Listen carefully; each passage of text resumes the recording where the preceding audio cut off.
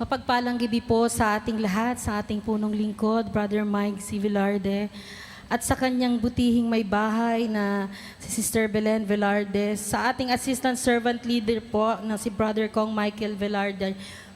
Magandang gabi po sa ating lahat at higit sa lahat, magandang gabi po sa ating pong Yahweh El Shaddai.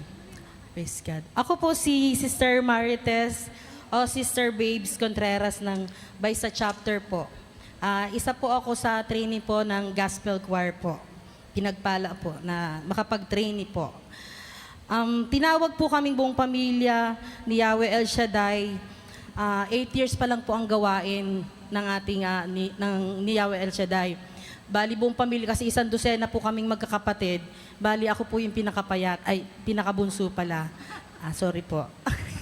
Actually tinawag po ako na hindi po ako tinawag ng may sakit, salamat sa Diyos. Hindi rin po ako tinawag na walang makain, halata naman po. Bali, tinawag po ako ng Panginoon sa magandang kalagayan at salamat sa Panginoon. Pero, tinawag po ako ng ganong kalagayan, pero kasi ninais ko pong maglingkod sa Panginoon nung nakilala ko po si El Shaddai sa Araneta po noon. Nang marinig ko yung mga choir na kumakanta, sabi ko gusto ko rin maglingkod at kumanta sa Panginoon. Nag-umpisa yun nung tinawag kami, ginamit ang aking kapatid na si Sister Helen Eloma, na siya po ang unang tinawag, pinagaling po siya sa cancer po. At tunay na naglingkod po sa Panginoon. At bukod po kay Brother Mike, Sister Helen Eloma po ang inidulo ko sa pagdating sa paglilingkod ng lubos sa Panginoon. Naglingkod nung sinabi po ni Brother Mike noon na mag-outreach kayo, ikahalat niyo yung banal na salita sa iba't ibang lugar. Nagtayo po kami sa may Batangas, Bando, Bulacan, Pampanga, na nangyari po noon papasok kami, pagdating ng gabi, naka-school uniform pa rin po kami kasi nga po, choir po kami. So, doon po nag-umpisa ang paglilingkod ko sa Panginoon at ginamit po ang aming pamilya na kahit sa bansang San Francisco po at Alaska, manggagawa po ang aking kapatid doon na ginagamit po ng Panginoon upang maglingkod din po at kahit sa ibang probinsya po ang aking mga tiyahin po. Kaya halos lahat po talaga ay tinawag po kami ng ating Panginoon. At dumating po noon pa po na 9:00 pa lang ng umaga, nakalubog na yung paa. Kasi agahan mo para nasa harapan ka, nababasa ng ulan, hanggang sa gabi, hanggang sa umaga, basa, natuyuan ka na't lahat, pero malakas at walang sakit at pinagpala ng Panginoon. Salamat sa Panginoon. At ang paglilingkod ko po na yun ay dinalo ko po hanggang sa ako'y nagtrabaho. Ang sabi po ng aking kapatid, dalhin niyo sa pagtatrabaho. Kasi para kapag kayo nagpaalam sa ating mga gawain, alam nila.